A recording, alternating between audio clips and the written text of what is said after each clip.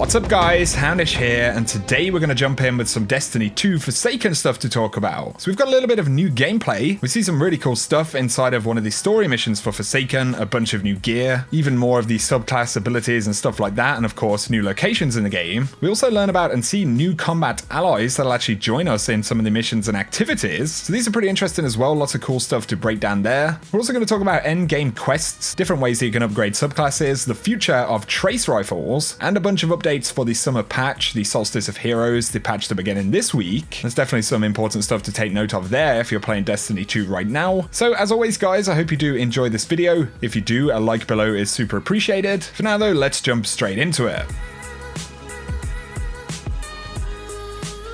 So before we talk about DLC stuff, a couple of quick things to round up. The Prismatic Matrix will be disappearing from Eververse tomorrow after the update that we get. I'm going to talk more about that update and a new faction rally coming tomorrow. It's worth bearing in mind you won't be able to use Prismatic facets inside of the Matrix for a little while up until the Forsaken DLC launches. So of course you can redeem them and actually try and get something that's there this week, or you can try and hold on to them perhaps until Forsaken drops. Some people are saying that they're going to drop Bright Dust after Tuesday if you dismantle them, but I don't know if that's true. Either way, they are going to become redundant, at least for a little while, so do bear that in mind. On top of this, on the subject of the update coming tomorrow, Bungie have said, due to an issue discovered late in development, Trials of the Nine will not grant Valor rank points upon activity completion after Destiny Update 1.2.3 becomes available. They do say though that Valor will be added to competitive, Iron Banner, and Crucible Labs playlists, but unfortunately Trials will not be granting those Valor points once it goes live next weekend. Hopefully Bungie can get a fix for that pretty soon. But now let's talk about some of the new gameplay. So this actually comes from Game Informer. Of course, they have a bunch of coverage. I'm going to talk about some of the stuff we actually see in here. I will link the full coverage down below where Game Informer actually take a walk through a new story mission. So of course there is a little bit of spoilery stuff inside of there, so do bear that in mind. But we see a new area called Thieves Landing. This is where they're fighting through one of the main campaign missions. Apparently this is the one that follows the first mission where you're actually in Prison of Elders. We can see that there's new gear and there's new environments and stuff like that. One of the interesting things that we see early on though are Spider's associates. So these are actually, of course, allies of ours. They work with the Spider, which is the new vendor that we'll see in the Tangled Shore. And if you watch Game Informer's gameplay, you can actually hear the Spider talking in some of it.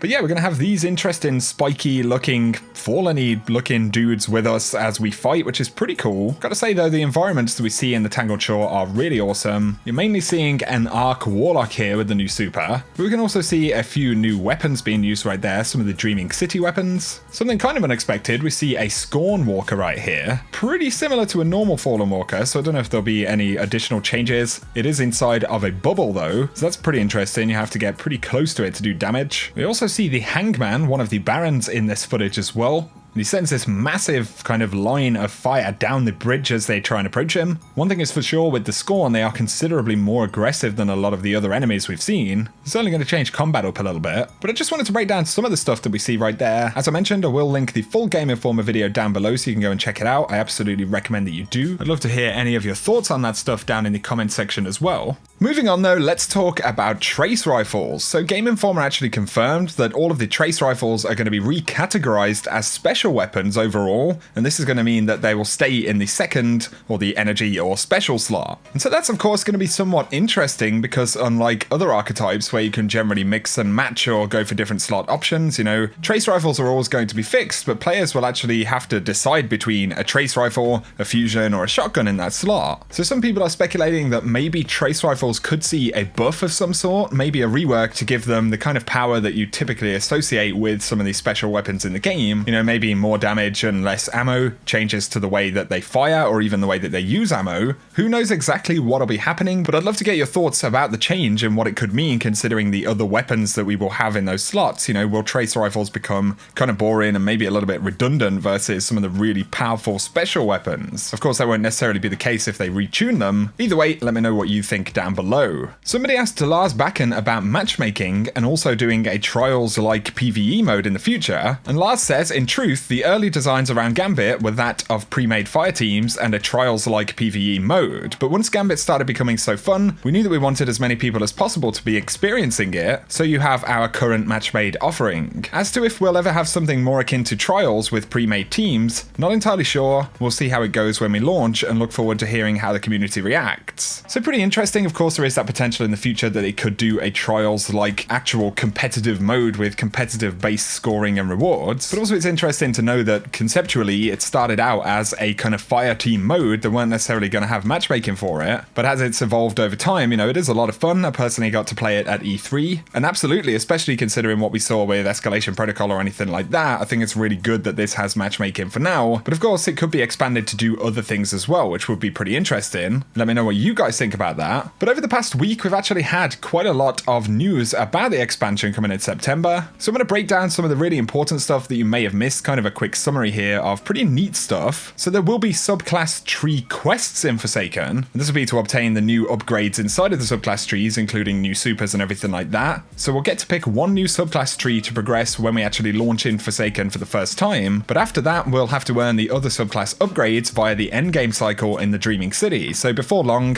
another one will become available, and this will be followed by the third upgrade for each class, presumably on another week from what the developers have suggested. But before we can do that, there will actually be a new quest which you'll need to complete to unlock and secure the Dreaming City. So post-campaign, we will be sent to discover this new space, and one of our first experiences is said to be a journey into the Ascendant Realm. But once we begin securing Dreaming City, Petra will become the permanent guide and vendor for this space, although each week we will find her located in a different area. So this is also going to be linked to the weekly content cycle and what we'll discover in the Dreaming City over time. Up next, it looks like we're probably getting a Taken or Hive raid in Dreaming City. So a Bungie dev in the Game Informer coverage said that they had fleshed out the Scorn units, partly because if they ever wanted to Scorn strike, raid, or other activity, then they need to have that depth to the enemy race. So that also seems like some kind of confirmation that Scorn will not be the main feature of the raid at least. And of course, we've seen a ton of Taken in Dreaming City. We know that there is an infestation of Taken here. So yeah, Hive or Taken raid seems pretty likely at this point. There has been a lot of speculation that perhaps the Dreadnaught is coming back inside of Forsaken. That doesn't actually appear to be the case. So we have heard about a crashed Hive ship in the Tangled Shore. And from the outside, this resembles the Hive fleet ships that we saw accompanying the Dreadnaught in the Taken King cinematics. Scott Taylor also confirmed that this ship had crash landed in the Tangled Shore and had become the home of the Mindbender. This is one of the new barons. He's actually infused with Hive magic. Hell, he even seems to actually becoming Hive. Pretty spooky stuff,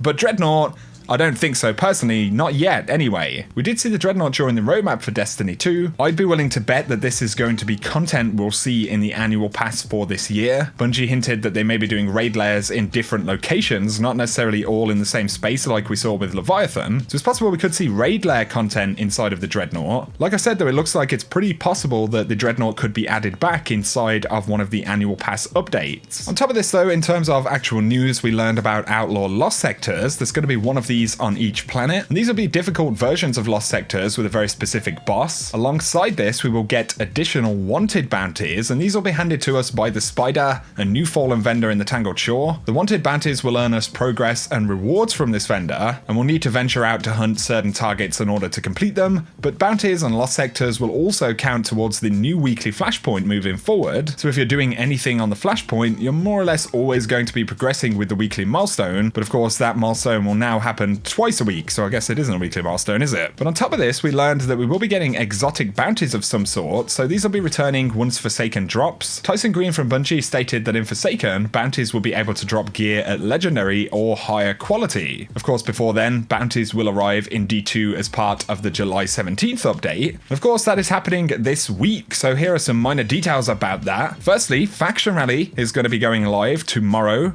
and this is the final faction rally of Season 3, running from July 17th, like I said. So it's going to be interesting. Can New Monarchy snag that win? It is, of course, the final run before Forsaken drops. So anything you want to get inside of Season 3, it looks like this is the final event. This is going to be the week to grind. Let me know down below if you're going to rep New Monarchy this week. Definitely be interesting to see what happens. But in the actual update that we get tomorrow, there are, of course, a slew of patch changes. We've got improvements to strike catalyst drop rates, new catalysts coming in the prestige raid layers, 400 power weapons, and then of course 400 power armor coming on July 31st. We've got crucible changes, permanent 6v6 and rumble. Supremacy is being removed from quick play, and there are a bunch of other quality of life changes. There's going to be exotic buffs to armor pieces and a bunch of other stuff, so I will keep you guys posted right here with the full breakdown tomorrow at around the reset time when this launches. But for now guys, that is going to summarize this video. Let me know down below any thoughts that you have on this stuff. Lots of interesting stuff to break down as always, so if you have enjoyed it, a like is very much much appreciated below. And if you're new to the channel, be sure to hit subscribe and turn on those notifications, and that way you won't miss out on any videos. Once again, I'd like to thank everybody who showed support picking up one of the new Awesome Day Houndish t-shirts. A lot of people have been asking me about availability of these. These will be available for quite some time yet. On the Teespring site, it'll sometimes say available for another 3 or 4 days or whatever it may be. Basically, that's the day they display for the next print of the shirt. So essentially that's the countdown until the next batch will actually be sent out. Don't entirely know why Teespring set it up that way. I guess it's because they're trying to get people to actually buy things because they're going to disappear. But I can assure you that is not the case. Unfortunately, it's not a feature that I can actually turn off. But, you know, if you wanted to pick up one of those shirts in a few weeks' time or whatever, you should still be able to do that. The link for it will be down below as always. But guys, thank you so much for all of the support.